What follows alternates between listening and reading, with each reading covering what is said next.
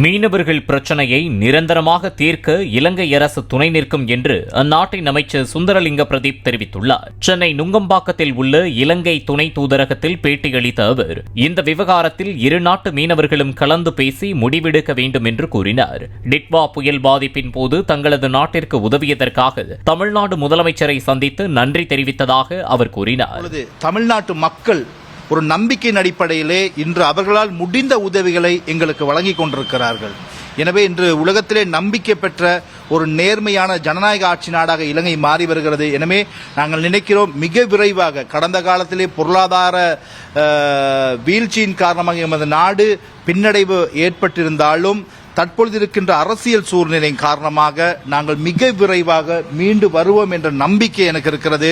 அந்த அடிப்படையில் தற்பொழுது நாங்கள் எதிர்பார்த்ததை விட பல மடங்கு மீண்டும் பழைய நிலைக்கு நாடு திரும்பிக் கொண்டிருக்கிறது. முதலமைச்சர் என்ன சொன்னார்? விசேடமாக நாங்கள் முதலமைச்சரிடம் நன்றி கூறிக்கொண்டிருந்தேன்.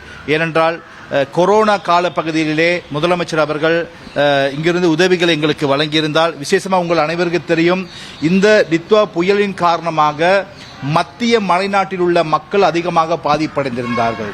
இந்த மத்திய மலைநாட்டிலே வாழ்கின்ற மக்கள் யார் என்று தேடி பார்க்கின்ற பொழுது இந்திய வம்சாவளி மக்கள், இந்திய வம்சாவளி தமிழ் மக்கள் அதிகமாக பாதிக்கப்பட்டிருந்தார்கள். எனவே முதல்வர் அவர்கள் அனுப்பியிருந்த இந்த நிவாரணம் பணி அந்த மக்களுக்கு சென்றடைந்து அந்த மக்களுடைய தேவைகளை பூர்த்தி செய்வதற்கு ஏதுவாக அமைந்தது. எனவே அதற்காக விசேட நன்றியை நான் தெரிவித்துக் கொண்டிருந்தேன். அதே போல அவர் கூறினார், நாங்கள் இன்னும் இந்த மலையக தமிழ் மக்களுக்கு உதவிகளை செய்ய காத்திருக்கிறோம் என்று கூறியிருந்தார். அதே போல அங்கிருக்கிற மலையக, அதாவது இந்திய வம்சாவளி மாணவர்களுக்கு கல்வி, உயர்கல்வி வாய்ப்புகள், அதே போன்று சமய கலாச்சார உதவிகளை செய்ய தயாராக இருப்பதாகவும் எங்களிடம் உறுதியளித்தார்.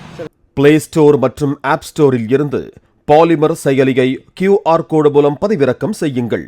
செய்திகளை உடனுக்குடன் பெறுங்கள்.